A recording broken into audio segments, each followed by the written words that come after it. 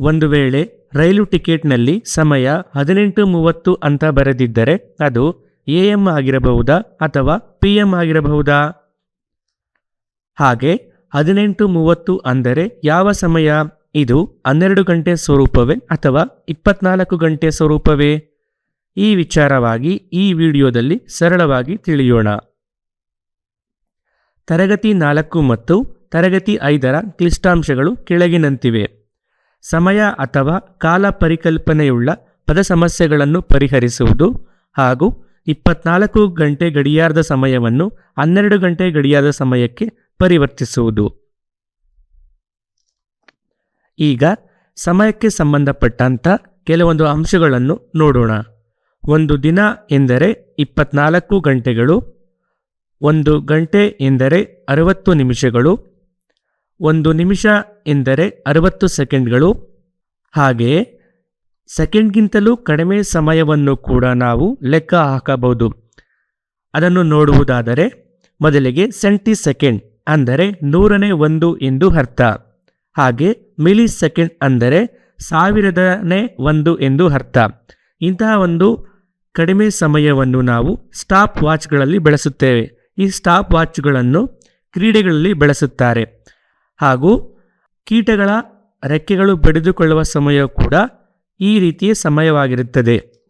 ಈಗ ಇಲ್ಲಿರುವ ಗಡಿಯಾರವನ್ನು ಗಮನಿಸಿ ನಾವು ಸಮಯವನ್ನು ಹೇಳುವಾಗ ನಿಮಿಷದ ಮುಳ್ಳು 12ರಿಂದ 3ರವರೆಗೆ ಅಂದರೆ 3 ಅಂಕಿಗಳಷ್ಟು ಸುತ್ತಿದಾಗ ಆ ಸಮಯವನ್ನು ನಾವು 15 ನಿಮಿಷ ಎಂದು ಹೇಳುತ್ತೇವೆ. ಕೆಲವರು ಇದನ್ನು ಕಾಲು ಗಂಟೆ ಅಥವಾ ಕಾಲು ತಾಸು ಎಂದು ಕೂಡ ಹೇಳಬಹುದು. ಮುಂದುವರೆದು 12ರಿಂದ 6ರವರೆಗೆ ನಿಮಿಷದ ಮುಳ್ಳು ಚಲಿಸಿದರೆ ಅಂದರೆ 6 ಸಂಖ್ಯೆಗಳಷ್ಟು ನಿಮಿಷದ ಮುಳ್ಳು ಚಲಿಸಿದರೆ ಆ ಸಮಯವನ್ನು 30 ನಿಮಿಷ ಅಥವಾ ಅರ್ಧ ಗಂಟೆ ಅಥವಾ ಅರ್ಧ ತಾಸು ಎಂದು ನಾವು ಹೇಳಬಹುದು. ಇನ್ನು ಹೆಚ್ಚಿನ 15 ನಿಮಿಷಗಳಷ್ಟು ನಿಮಿಷದ ಮುಳ್ಳು ಚಲಿಸಿದರೆ ಆಗ ಅದನ್ನು ನಾವು 45 ನಿಮಿಷಗಳು ಅಥವಾ ಮುಕ್ಕಾಲು ಗಂಟೆ ಇಲ್ಲವೇ ಮುಕ್ಕಾಲು ತಾಸು ಎಂದು ಹೇಳುತ್ತೇವೆ. ಪೂರ್ಣವಾಗಿ ನಿಮಿಷದ ಮುಳ್ಳು ಒಂದು ಸುತ್ತನ್ನು ಮುಗಿಸಿದಾಗ ಅದನ್ನು ನಾವು 60 ನಿಮಿಷ ಅಥವಾ 1 ಗಂಟೆ ಅಥವಾ 1 ತಾಸು ಎಂದು ನಾವು ಹೇಳುತ್ತೇವೆ. ಈಗ ಈ ಗಡಿಯಾರದಲ್ಲಿ ಒಂದು ಸಮಯವನ್ನು ನಾವು ನೋಡುತ್ತಿದ್ದೇವೆ. ಇದನ್ನು ನಾವು ಓದುವುದಾದರೆ 1 ಗಂಟೆ 15 ನಿಮಿಷ ಎಂದು ಹೇಳುತ್ತೇವೆ. ಯಾಕೆಂದರೆ ಚಿಕ್ಕ ಮುಳ್ಳು ಅಂದರೆ ಗಂಟೆಯ ಮುಳ್ಳು 1 ಮತ್ತು 2ರ ನಡುವೆ ಇದೆ ಮತ್ತು ನಿಮಿಷದ ಮುಳ್ಳು 3ಅನ್ನು ಪ್ರತಿನಿಧಿಸುತ್ತದೆ. 12 ಗಂಟೆ ಸ್ವರೂಪದಲ್ಲಿ ಈ ಸಮಯವನ್ನು ಹೇಳುವುದಾದರೆ 1:15 AM ಅಥವಾ 1:15 PM ಎಂದು ಹೇಳುತ್ತೇವೆ.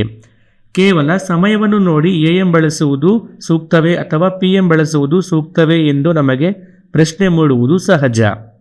ಇದಕ್ಕೆ ನಾವು ಮೆರಿಡೀಸ್ ಎಂದು ತಿಳಿಯಬೇಕಾಗುತ್ತದೆ. ಮೆರಿಡೀಸ್ ಎನ್ನುವುದು ಮಧ್ಯಾಹ್ನ ಸರಿಯಾಗಿ 12ರ ಸಮಯ. AM ಎಂದರೆ ಆಂಟಿ ಮೆರಿಡಿಯಂ, ಇದರ ಅರ್ಥ ಮಧ್ಯಾಹ್ನಕ್ಕೂ ಮುನ್ನ.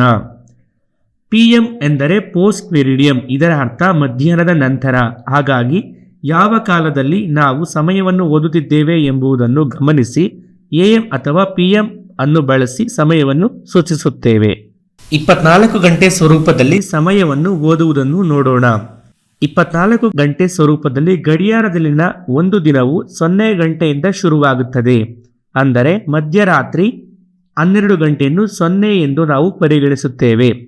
ಹಾಗಾಗಿ ಮಧ್ಯರಾತ್ರಿಯ ನಂತರ 1 ಗಂಟೆ 15 ನಿಮಿಷದಲ್ಲಿ ಅದನ್ನು ನಾವು 1 ಗಂಟೆ 15 ನಿಮಿಷ ಎಂದೇ ಸಮಯವನ್ನು ಓದುತ್ತೇವೆ.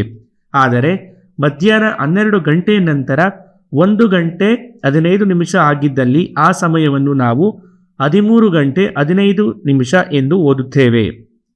24 ಗಂಟೆ ಸ್ವರೂಪದ ಸಮಯದ ಓದುವಿಕೆಯನ್ನು ನಾವು ನಮ್ಮ ದಿನನಿತ್ಯ ಜೀವನದಲ್ಲಿ ಸಾರಿಗೆ, ತುರ್ತು ಸೇವೆಗಳು, ಮಿಲಿಟರಿ ಮತ್ತು ಖಗೋಳಶಾಸ್ತ್ರದಂತಹ ವಿಭಾಗಗಳಲ್ಲಿ ಬಳಸುತ್ತೇವೆ. ಈಗ 12 ಗಂಟೆ ಸ್ವರೂಪದಿಂದ 24 ಗಂಟೆಯ ಸ್ವರೂಪಕ್ಕೆ ಸಮಯವನ್ನು ಬದಲಿಸುವುದು ಹೇಗೆ ಎಂದು ನೋಡೋಣ. 12 ಗಂಟೆಯ ಸ್ವರೂಪದಲ್ಲಿ ಸಮಯವು AM ಆಗಿದ್ದರೆ ಅದೇ ಸಂಖ್ಯೆಗಳನ್ನು ನಾವು ಇರಿಸಿಕೊಂಡು 24 ಗಂಟೆಗಳ ಸ್ವರೂಪದಲ್ಲಿ ಓದುತ್ತೇವೆ. ಆದರೆ 12 ಗಂಟೆಯ ಸ್ವರೂಪವು PM ಎಂದು ಸೂಚಿಸುತ್ತಿದ್ದರೆ ಆಗ ನಾವು ಗಂಟೆಯ ಸ್ಥಾನದಲ್ಲಿರುವ ಅಂಕಿಗಳಿಗೆ 12 ಸೇರಿಸಿ 24 ಗಂಟೆಯ ಸ್ವರೂಪದಲ್ಲಿ ಸಮಯವನ್ನು ಓದುತ್ತೇವೆ. ಈಗ ಒಂದು ಉದಾಹರಣೆಯನ್ನು ನೋಡೋಣ. 12 ಗಂಟೆಯ ಸ್ವರೂಪದಲ್ಲಿ 1 ಗಂಟೆ 15 ನಿಮಿಷ AM ಎಂದು ಸೂಚಿಸಲಾಗಿದ್ದರೆ ಇದೇ ಸಮಯವನ್ನು 24 ಗಂಟೆಗಳ ಸ್ವರೂಪದಲ್ಲಿ 1:15 ಗಂಟೆ ಎಂದು ಓದುತ್ತೇವೆ. ಹಾಗೆಯೇ 12 ಗಂಟೆ ಸ್ವರೂಪದಲ್ಲಿ 1 ಗಂಟೆ 15 ನಿಮಿಷ PM ಎಂದು ಸೂಚಿಸಲಾಗಿದ್ದರೆ ಅದೇ ಸಮಯವನ್ನು 24 ಗಂಟೆ ಸ್ವರೂಪದಲ್ಲಿ 1ಕ್ಕೆ ಅಂದರೆ ಗಂಟೆಯ ಸಂಖ್ಯೆಗೆ 12 ಕೂಡುತ್ತಾ ಒಟ್ಟು 13 ಗಂಟೆ 15 ನಿಮಿಷ ಅಂದರೆ 13:15 ಗಂಟೆ ಎಂದು ಓದುತ್ತೇವೆ. ಈಗ 24 ಗಂಟೆಯಿಂದ 12 ಗಂಟೆ ಸ್ವರೂಪಕ್ಕೆ ಸಮಯವನ್ನು ಬದಲಿಸುವುದಾದರೆ 24 ಗಂಟೆ ಸ್ವರೂಪದಲ್ಲಿ ಸಮಯವು 12ಕ್ಕಿಂತ ಕಡಿಮೆ ಇದ್ದರೆ ಸಂಖ್ಯೆಗಳನ್ನು ಹಾಗೆ ಇರಿಸಿ ಕೊನೆಯಲ್ಲಿ AM ಬಳಸುತ್ತೇವೆ. ಹಾಗೆ 24 ಗಂಟೆ ಸ್ವರೂಪದಲ್ಲಿ ಸಮಯವು 12ಕ್ಕಿಂತ ಹೆಚ್ಚಿದ್ದರೆ ಗಂಟೆಗಳಿಂದ 12 ಕಳೆದು ಕೊನೆಯಲ್ಲಿ PM ಅನ್ನು ಬಳಸಿ ಸಮಯವನ್ನು ಸೂಚಿಸುತ್ತೇವೆ.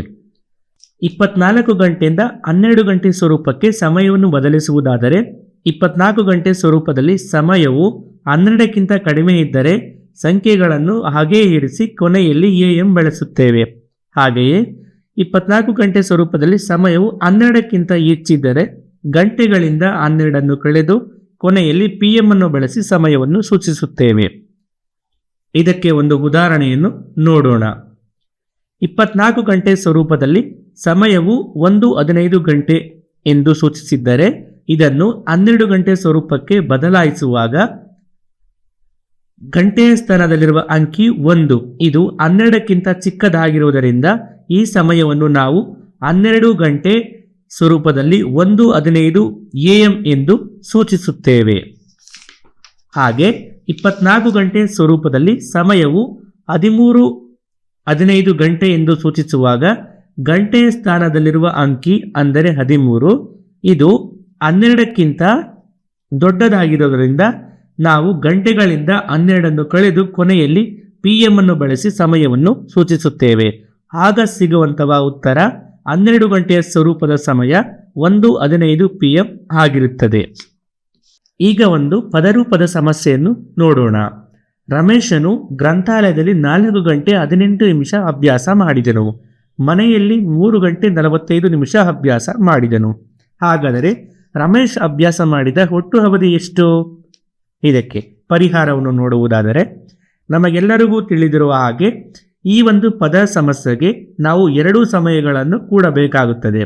ಹಾಗಾಗಿ ಗ್ರಂಥಾಲಯದಲ್ಲಿ ಅಭ್ಯಾಸ ಮಾಡಿದ ಅವಧಿ 4 ಗಂಟೆ 18 ನಿಮಿಷ. ಹಾಗೆ ಮನೆಯಲ್ಲಿ ಅಭ್ಯಾಸ ಮಾಡಿದ ಅವಧಿ 3 ಗಂಟೆ 45 ನಿಮಿಷ. ಈ 2 ಸಮಯಗಳನ್ನು ಒಂದರ ಕೆಳಗೆ ಇನ್ನೊಂದರಂತೆ ಬರೆದುಕೊಂಡು ಕೂಡಿದಾಗ ನಮಗೆ 63 ನಿಮಿಷಗಳು ದೊರೆಯುತ್ತವೆ. 63 ನಿಮಿಷಗಳನ್ನು 60 ನಿಮಿಷ ಪ್ಲಸ್ 3 ನಿಮಿಷ ಎಂದು ವಿಭಜಿಸಬಹುದು. ಹಾಗೆ 60 ನಿಮಿಷ ಎಂದರೆ 1 ಗಂಟೆಗೆ ಸಮನಾಗಿರುತ್ತದೆ. ಹಾಗಾಗಿ 3 ನಿಮಿಷಗಳನ್ನು ಮಾತ್ರ ನಿಮಿಷದ ಸ್ಥಾನದಲ್ಲಿ ಉಳಿಸಿಕೊಂಡು 1 ಗಂಟೆಯನ್ನು ಗಂಟೆಯ ಸ್ಥಾನಕ್ಕೆ ದಶಕವಾಗಿ ತೆಗೆದುಕೊಳ್ಳಬೇಕಾಗುತ್ತದೆ. ಆದ್ದರಿಂದ ಅಂತಿಮವಾಗಿ ನಮಗೆ ಸಿಗುವ ಉತ್ತರ ರಮೇಶ್ ಅಭ್ಯಾಸ ಮಾಡಿದ ಒಟ್ಟು ಅವಧಿ 8 ಗಂಟೆ 3 ನಿಮಿಷಗಳು. ಈಗ ಪದರೂಪದ ಮತ್ತೊಂದು ಸಮಸ್ಯೆಯನ್ನು ನೋಡೋಣ. ಒಂದು ವಿಮಾನವು ವಿಮಾನ ನಿಲ್ದಾಣದಿಂದ ಮತ್ತೊಂದು ಊರಿನ ಕಡೆಗೆ ಹೊರಡುವಾಗ ಸಮಯ 4 ಗಂಟೆ 23 ನಿಮಿಷ AM ಆಗಿರುತ್ತದೆ. ಹಾಗೆ ಇದೇ ವಿಮಾನವು ಮತ್ತೊಂದು ಊರಿಗೆ ತಲುಪಿದ ಸಮಯ 11 ಗಂಟೆ 45 ನಿಮಿಷ PM ಆಗಿರುತ್ತದೆ. ಹಾಗಾದರೆ ವಿಮಾನ ಪ್ರಯಾಣದ ಸಮಯ ಅವಧಿ ಎಷ್ಟು?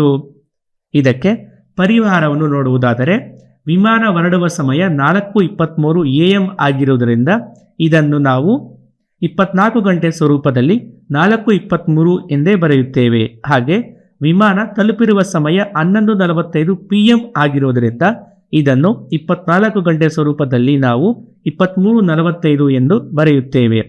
ಈಗ ಪ್ರಯಾಣದ ಸಮಯಾವಧಿಯನ್ನು ಕಂಡುಹಿಡಿಯಲು ವಿಮಾನ ತಲುಪಿದ ಸಮಯದಿಂದ ವಿಮಾನ ಹೊರಟ ಸಮಯವನ್ನು ಕಳೆಯಬೇಕಾಗುತ್ತದೆ, ಅಂದರೆ ವ್ಯವಕಲನ ಮಾಡಬೇಕಾಗುತ್ತದೆ.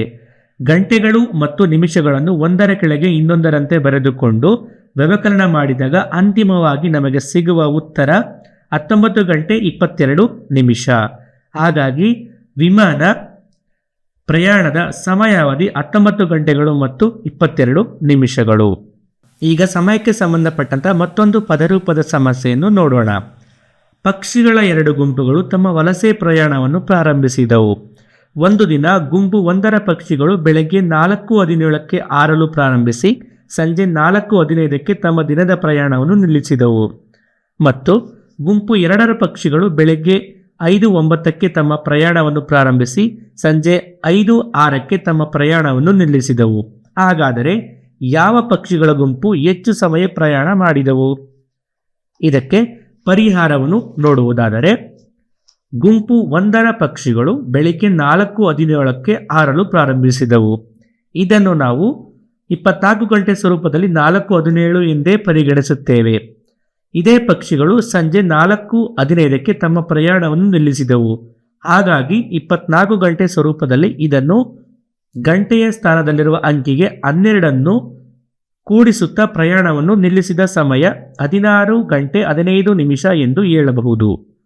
ಗುಂಪು 1ರ ಪಕ್ಷಿಗಳು ಪ್ರಯಾಣ ಮಾಡಿದ ಒಟ್ಟು ಅವಧಿ ನೋಡುವುದಾದರೆ 16 ಗಂಟೆ 15 ನಿಮಿಷದಿಂದ 4 ಗಂಟೆ 17 ನಿಮಿಷವನ್ನು ವ್ಯವಕಲನ ಮಾಡಬೇಕಾಗುತ್ತದೆ. ಇದನ್ನು ವ್ಯವಕಲನ ಮಾಡಲು ಗಂಟೆ ಮತ್ತು ನಿಮಿಷದ ಸ್ಥಾನಗಳನ್ನು ಬರೆದುಕೊಂಡು ನಂತರ ವ್ಯವಕಲನ ಮಾಡುವಾಗ ಇಲ್ಲಿ 5 ನಿಮಿಷಗಳಿಂದ 7 ನಿಮಿಷವನ್ನು ಕಳೆಯಬೇಕಾಗಿದೆ. ಇದು ಸಾಧ್ಯವಿಲ್ಲದ ಕಾರಣ ನಮಗಿರುವ 16 ಗಂಟೆಗಳಲ್ಲಿ 1 ಗಂಟೆಯನ್ನು ನಾವು ನಿಮಿಷಗಳಿಗೆ ಪರಿವರ್ತಿಸಿಕೊಳ್ಳಬೇಕಾಗುತ್ತದೆ. ಅಂದರೆ 16 ಗಂಟೆಯನ್ನು 15 ಗಂಟೆ ಪ್ಲಸ್ 60 ನಿಮಿಷ ಎಂದು ಹೇಳಬಹುದು. ಇದಾದ ನಂತರ ನಮಗೆ ಇರುವ ನಿಮಿಷಗಳು 75 ಮತ್ತು ಗಂಟೆಯ ಸ್ಥಾನದಲ್ಲಿ 15 ಗಂಟೆಗಳನ್ನು ನೋಡುತ್ತೇವೆ. ಈಗ ನಿಮಿಷಗಳಿಂದ ನಿಮಿಷದ ವ್ಯವಕಲನ ಹಾಗೂ ಗಂಟೆಯಿಂದ ಗಂಟೆಯ ವ್ಯವಕಲನ ಮಾಡಿದಾಗ ಅಂತಿಮವಾಗಿ ನಮಗೆ ಸಿಗುವ ಉತ್ತರ 11 ಗಂಟೆ 58 ನಿಮಿಷಗಳು. ಹಾಗೆ ಗುಂಪು 2ರ ಪಕ್ಷಿಗಳು ಬೆಳಿಗ್ಗೆ 5 ಗಂಟೆ 9 ನಿಮಿಷಕ್ಕೆ ಹಾರಲು ಪ್ರಾರಂಭಿಸಿದವು. ಇದನ್ನು 24 ಗಂಟೆ ಸ್ವರೂಪದಲ್ಲಿ 5 ಗಂಟೆ 9 ನಿಮಿಷ ಎಂದೇ ಪರಿಗಣಿಸುತ್ತೇವೆ. ಮತ್ತು ಇದೇ ಪಕ್ಷಿಗಳು ಸಂಜೆ 5 ಗಂಟೆ 6 ನಿಮಿಷಕ್ಕೆ ತಮ್ಮ ಪ್ರಯಾಣವನ್ನು ನಿಲ್ಲಿಸಿದವು. ಹಾಗಾಗಿ 24 ಗಂಟೆ ಸ್ವರೂಪದಲ್ಲಿ ಇದನ್ನು ಗಂಟೆಯ ಸ್ಥಾನದಲ್ಲಿರುವ ಅಂಕಿಗೆ 12 ಕೂಡಿಸುತ್ತಾ ಪ್ರಯಾಣವನ್ನು ನಿಲ್ಲಿಸಿದ ಸಮಯ 17 ಗಂಟೆ 6 ನಿಮಿಷ ಎಂದು ಹೇಳಬಹುದು. ಗುಂಪು 2ರ ಪಕ್ಷಿಗಳ ಪ್ರಯಾಣ ಮಾಡಿದ ಒಟ್ಟು ಅವಧಿಯನ್ನು ನಾವು ಈಗ ನೋಡುವುದಾದರೆ 17 ಗಂಟೆ 6 ನಿಮಿಷದಿಂದ 15 ಗಂಟೆ 9 ನಿಮಿಷವನ್ನು ನಾವು ವ್ಯವಕಲನ ಮಾಡಬೇಕಾಗುತ್ತದೆ. ಈಗ ವ್ಯವಕಲನಕ್ಕೆ ಗಂಟೆ ಮತ್ತು ನಿಮಿಷಗಳ ಸ್ಥಾನಗಳನ್ನು ಬರೆದುಕೊಂಡ ನಂತರ ಇಲ್ಲಿಯೂ ಕೂಡ ವ್ಯವಕಲನ ಮಾಡುವಾಗ ಗಂಟೆಯ ಸ್ಥಾನದಲ್ಲಿರುವ 17ರಿಂದ 1 ಗಂಟೆಯನ್ನು ನಾವು ದಶಕವಾಗಿ ಪಡೆದುಕೊಳ್ಳಬೇಕಾಗುತ್ತದೆ. ಹಾಗಾಗಿ ಅಂತಿಮವಾಗಿ ನಮಗೆ ಸಿಗುವಂಥ ಉತ್ತರ 11 ಗಂಟೆ 57 ನಿಮಿಷಗಳು.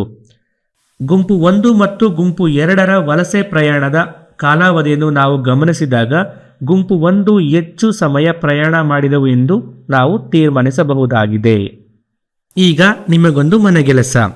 ಆಸ್ಪತ್ರೆಯಲ್ಲಿ ಬೆಳಿಗ್ಗೆ 6:20ಕ್ಕೆ. ಈಗ ನಿಮಗೊಂದು ಮನೆಗೆಲಸ. ಪ್ರಶ್ನೆ ಹೀಗಿದೆ: ಆಸ್ಪತ್ರೆಯಲ್ಲಿ ಬೆಳಿಗ್ಗೆ 6:20ಕ್ಕೆ ಶಸ್ತ್ರಚಿಕಿತ್ಸೆ ಪ್ರಾರಂಭವಾಯಿತು ಮತ್ತು ಶಸ್ತ್ರಚಿಕಿತ್ಸೆಯನ್ನು ಪೂರ್ಣಗೊಳಿಸಲು 8 ಗಂಟೆ 45 ನಿಮಿಷಗಳು ಬೇಕಾಯಿತು. ಹಾಗಾದರೆ ಶಸ್ತ್ರಚಿಕಿತ್ಸೆ ಕೊನೆಗೊಂಡಿದ್ದ ಸಮಯವನ್ನು ಕಂಡುಹಿಡಿಯಿರಿ. ಈ ಸಮಸ್ಯೆಗೆ ಉತ್ತರಗಳನ್ನು ಆಯ್ಕೆ ರೂಪದಲ್ಲಿ ಕೊಡಲಾಗಿದೆ. ಈ ಒಂದು ಸಮಸ್ಯೆಗೆ ಪರಿಹಾರವನ್ನು ಕಂಡುಹಿಡಿದು ಕೊಟ್ಟಿರುವ ಆಯ್ಕೆಗಳಲ್ಲಿ ಒಂದನ್ನು ಸರಿಯಾದ ಆಯ್ಕೆಯನ್ನು ಆಯ್ಕೆ ಮಾಡಿ. ಟೀಚೋಪಿಯಾ ಆ್ಯಪ್ನಲ್ಲಿ ಹಲವಾರು ಅನುಭವಾತ್ಮಕ ಕಲಿಕೆಯಕ್ಕೆ ಸಂಬಂಧಪಟ್ಟಂಥ ಸಂಪನ್ಮೂಲಗಳು ಲಭ್ಯವಿದ್ದು ಅವುಗಳನ್ನು ಉಪಯೋಗಿಸಿಕೊಳ್ಳಬೇಕಾಗಿ ಕೋರಿಕೆ.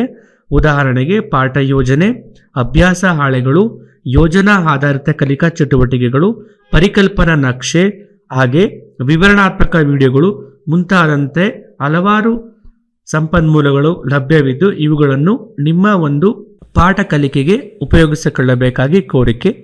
ಧನ್ಯವಾದಗಳು.